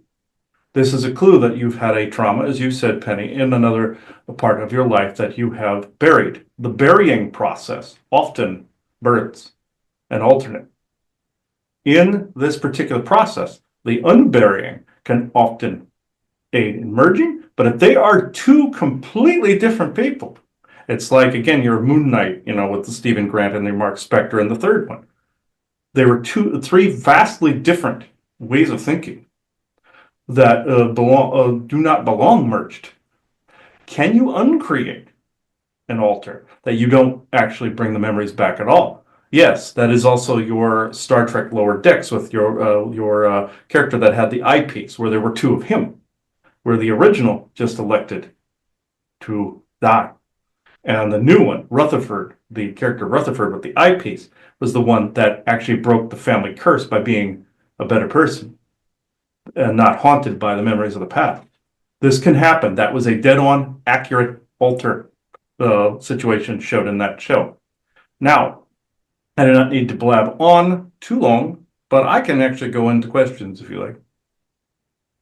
So from your perspective, from where you stand and other contributors out there that you've talked about this with, I am curious about when we talk about these altars, and we've talked about it, obviously how they get formed or whatever, but when you look at people in general that have come back and are starting to have maybe memories come through, and again, they could be real memories, the planted memories or whatever, how many people are really then going to be affected by potentially multiple altars? Multiple altars, let's say on your guys's level, not a lot, but altars, one, maybe two, many. This, some of the ones that had to do with the program, you'll find multiple layers, especially when you have multiple 20 backs, things of that nature, and tons of tragic events, just like, the sex abuse, all of this. And also integrated, think about this for a minute, the VR section of this, where you have a holographic reality. Say if you have something hooked up to your head when you've been hooked up to virtual reality or a holodeck, they have the big open room too. Or like in your X-Men where you had the training room. It's something like that. What does this reflect? Your personality. They had this in your Stargate SG-1 where Teal'c was hooked up to one of these, and the virtual reality of the game he was playing was starting to reflect his subconscious. This actually then breeds an alternate in the holographic VR. This is where AI comes into play. You can literally create an AI personality this way as well. So the percentage, getting back to the original premise of the question, the percentage for large amounts of alters is actually quite low. And that's more indicative of the programs, at least from what I've seen. Anybody that is also more so psychically sensitive, but anybody building up those traumas could form an alternate. They had that silly movie, Me, Myself, and Irene years ago, where it was based on an alternate where it shared memories. Goofy movie set in the haha format, after my own heart, pretty much, for the comedy factor. But this happened to be a true creation of an alter. Can the timeline be brought back and put back? It can, but it is tricky. Think of encoding, decoding. If you have also in the SSP, and you have a 20 back where you've been reinserted, but you've been also going parallel, and you're quantumly entangled to that parallel you for a moment. Think about this for a moment. Two brains that have encoded and decoded differently. You bring this back, the memories start to come back. What does it do to your brain here? It starts to encode it similarly to there. What then does this create? Can bring in a mirror self from over there. There are multiple factors. This is why the multiple fragmentary alters from an SSP trip. Now, a regular person having a trauma, like the character of Moon Knight or Mark Spector, because of his alcoholic mother in that respect, that is somebody that would be extremely sensitive to be able to create these alters, and most of them are subconscious and you wouldn't know it anyway. But you wouldn't have the thousands of them. The thousands of them are indicative of people in the programs, even though a lot of many people were thrown into the programs. Within that multitude of tons of people, from alien abductees to SSP, then there is a fragment of them that have created these multiple alters as a result of going through those particular traumas. Now, there is a bit of a sci-fi turn, if this wasn't enough, where then an alter, if you were, say, in a program such as Montauk, where you're in the chair, or some similar type program, you could literally, from the trauma that imposes on your body and on your mind, could then lock and alter personality into a timeline fragmentary. That can also cause a great different set of problems, especially with you looking at you. You could literally form a temporal branch that has that set of memories on it that have literally created its own fragmentary that it could exist on. Now, can aliens create another timeline to where it's only you on there and they can abduct you that way? And yes, that's not exactly what I'm talking about. When you're in a situation like, say, Montauk, or you were, I should say, and it this alter is, say, created by yourself. with a high psionic field can then plant itself in that other frequency that you've tapped into and become almost like a ghost. Some people call it poltergeist, but people can also take abilities that they've suppressed. Like the character of Credence from your Fantastic Beast movies, where he had such trauma that his trauma was his weapon, but it was also killing him inside. And it was like a poltergeist, shadowy entity.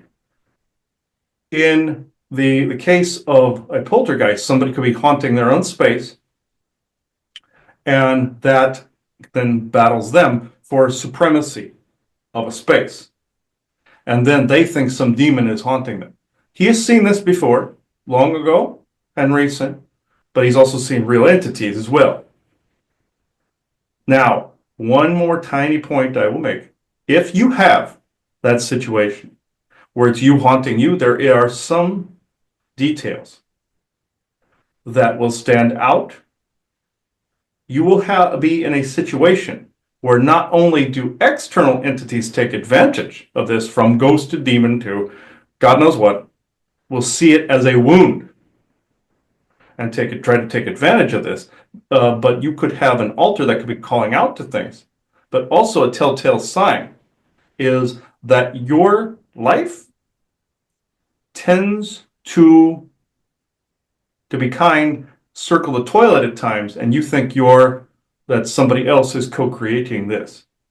It is your own path you're walking that is co-creating and undoing what you believe you are doing. This is a telltale sign that you may have an altar sitting in your subconscious, or in the ethers, which is still a projection of here. So, I hope this answers it to the best of my ability. Yeah. Do you have any questions, Penny? I'm trying to unpack all that. So,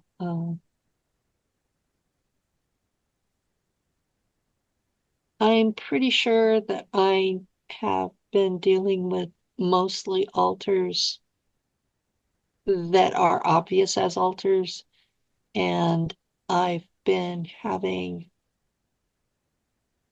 other things in my life since I was a child. Part of my psi ability was to be able to see in other dimensions, overlapping, which was difficult because my father couldn't and assumed I was lying. And so I've been navigating a multidimensional world for a long time. Yes. He does the same. They like to label this with a disease name like Asperger's and autism and things of that nature. When sometimes there's some alien experimenting from the ancient past going on, but also you have sensitivity to these dimensional layers, that everything everywhere is happening all at once. And you are seeing all of this in tandem. He sees this, he sees parallel universes, which again, as you were saying off recording, you have the timelines that have the branches like the Yargzadril tree. Then you have other big world lines that are wrapped around as the rest of the trunk you see in the roots in the ground of the Yargzadril tree, like you see in your Loki series and you see in Scandinavian mythology. These are different world lines. These are different universes. You call them parallel universes. If you looked at it, it wouldn't exactly seem parallel. If you looked at it from a particular perspective, it would look like if you looked at a tree that was very old and you saw these lines of the tree, the bark and the rings of the tree, if you were to cut it down, which would be very bad, but I'm just saying, if you were to see the innards, you would see as one solid multiverse existing within the edges on the edge of omniverse and super omniverse. Then you have spirit, which is super omniverse. Omniverse is also oversouls, and you have all of this kind of almost looking like ornaments on a tree, but I wouldn't actually go that far. That was a different symbol. But in this, you see all of these timelines wrapped around with their fragmentaries and their juts and branches, but you would see it as one big tree. And this is what people are experiencing a lot, And you have the dimensions that are beyond that. Here on Earth, as the Scandinavians call it, the Midgard, or guarding the middle ground. Then you have other areas where a version of Asgard sits, and you have all these other dimensional worlds, introverse layers upon introverse layers, which, if a regular human were to look into this, they would go insane because of the different infinite diversity and infinite combinations. He usually says these things in his head to a point where I want to bludgeon him. But he is the Rain Man of the multiverse, where he can see all of these things.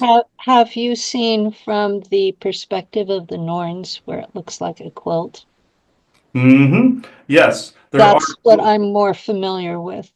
Yes, that is a perspective. Like say if you were looking at a photograph of a person, what one person notices about the person in the photograph, the next person might not see it the same way. Say you might see a hair color, skin color, clothes, background, people in the background, how big the photograph is, how small it is, what they're wearing, eye color, all of this.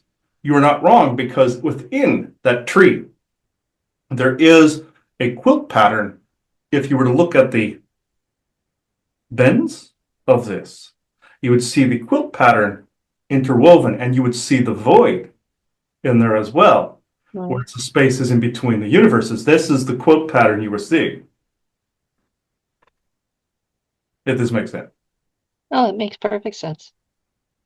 So one question to get back to just kind of the general public, because again, we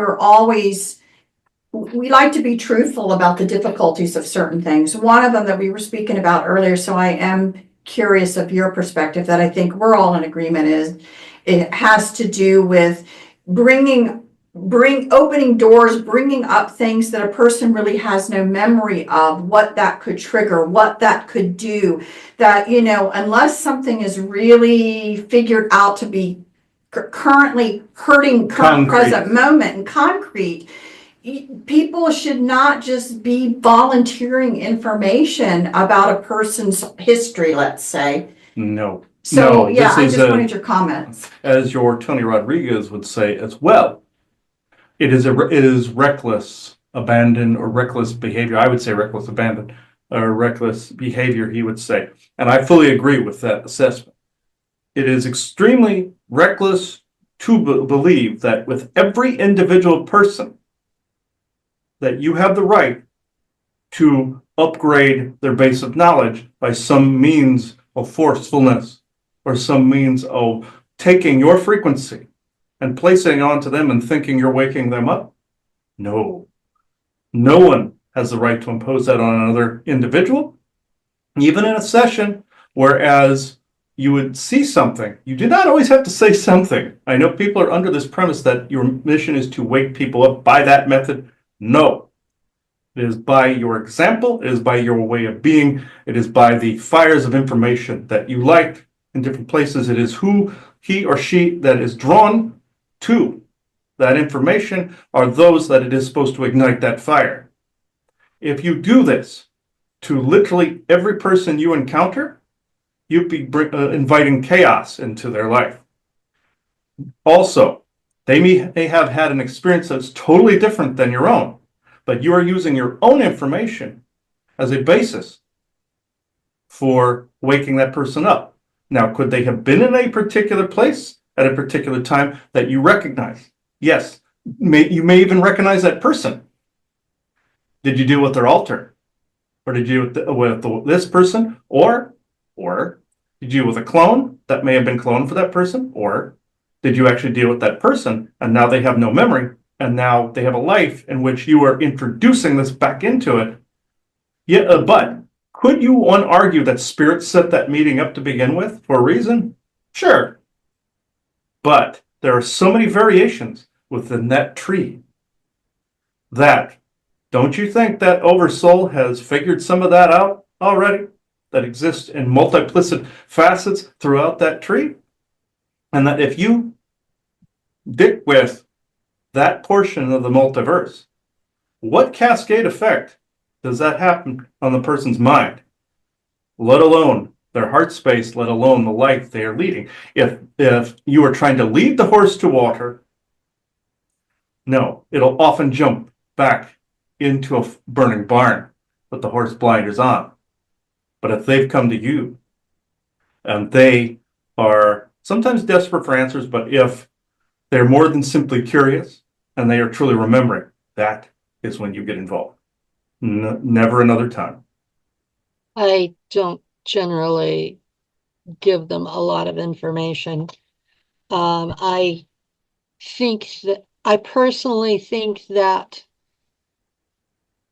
the information they need to remember is out there, and if they're ready for it, they'll find it. And desperation does not mean they're ready for it. Exactly. That is the opposite. Escapism is the other one. If they are attempting to escape this reality in some way, thinking that the hero's path is the way forward, what you said earlier, the falseness of it, or the desperation by which they wish to resolve something, telling them would make this 100 times worse. Just because they ask, ye shall not receive.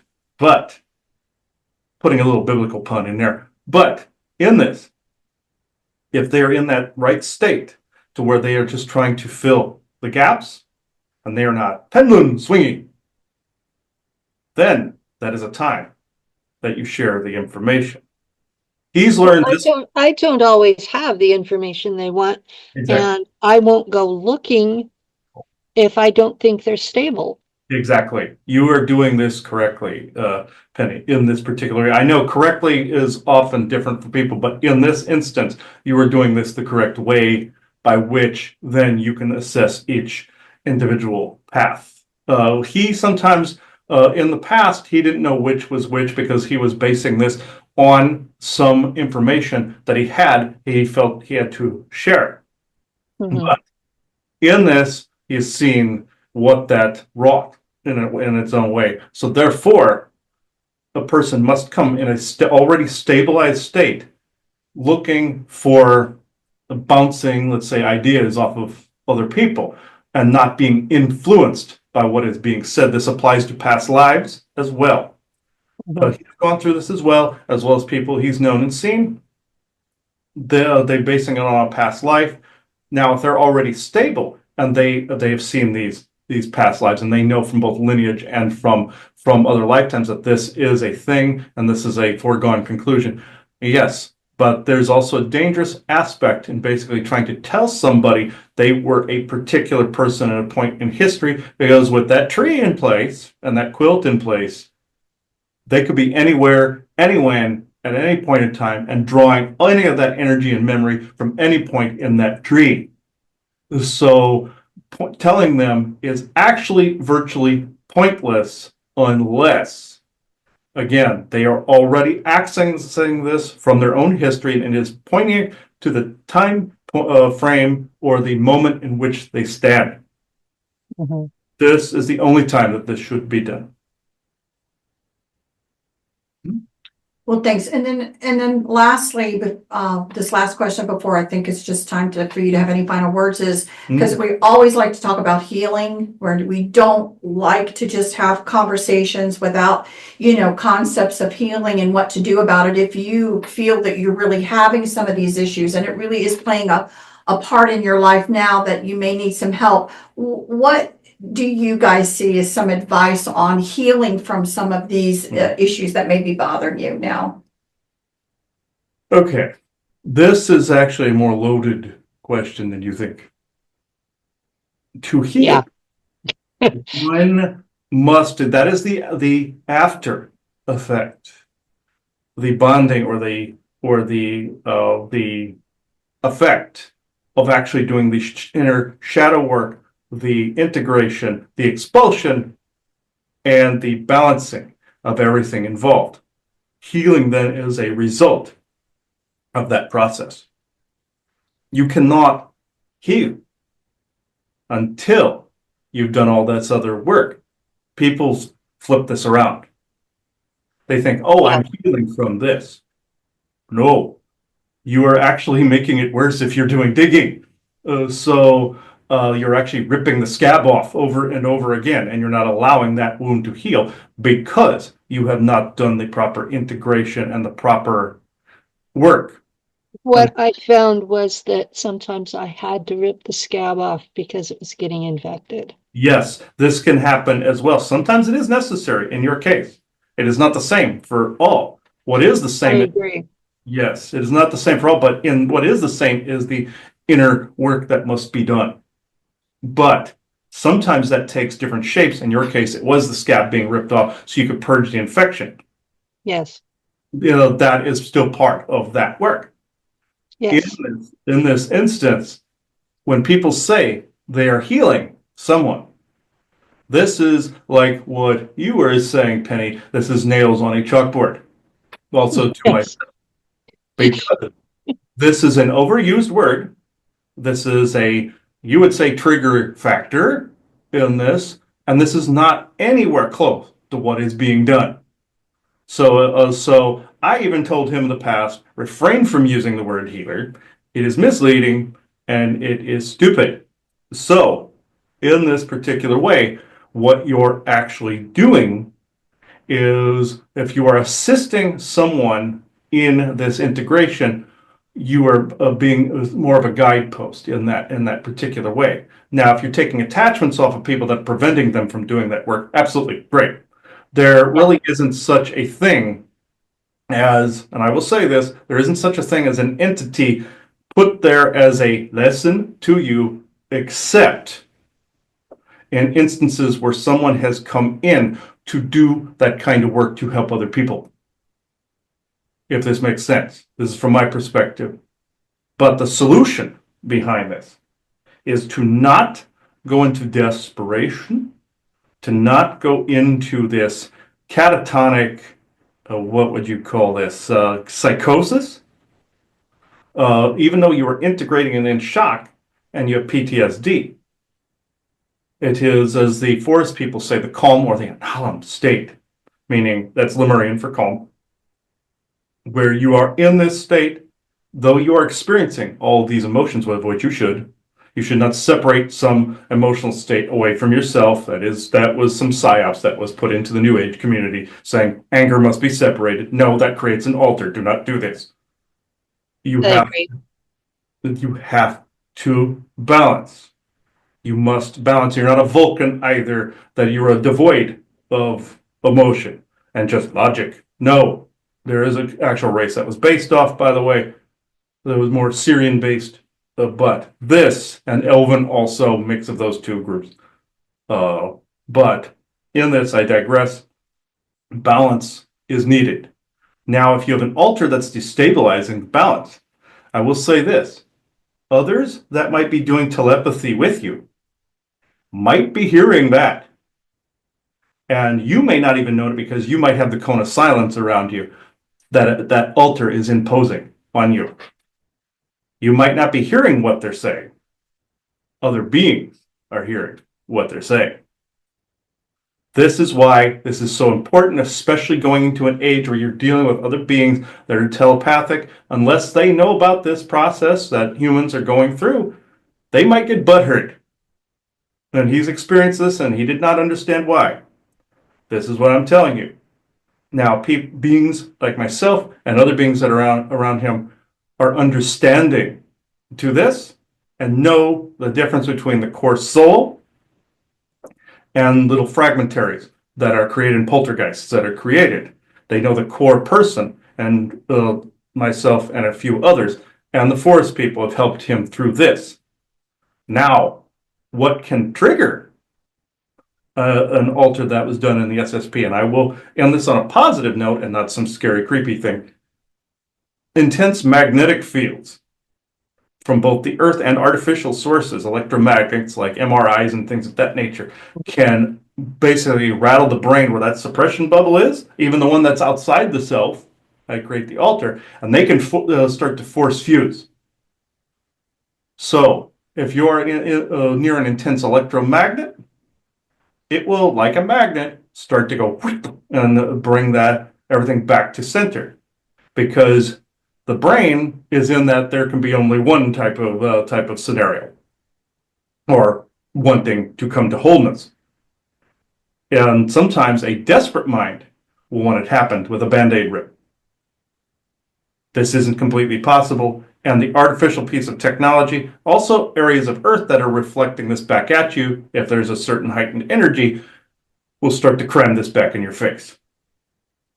This is not completely possible to police, except within the self only.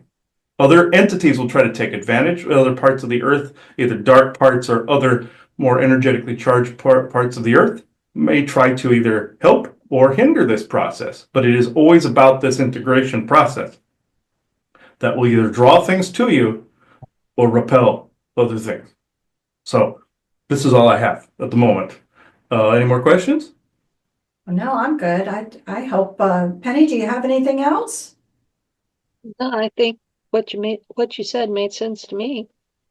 Well, good. Well, thank you, Isaac. Thank you. Yes. So I thank you all, and I will depart now. So thank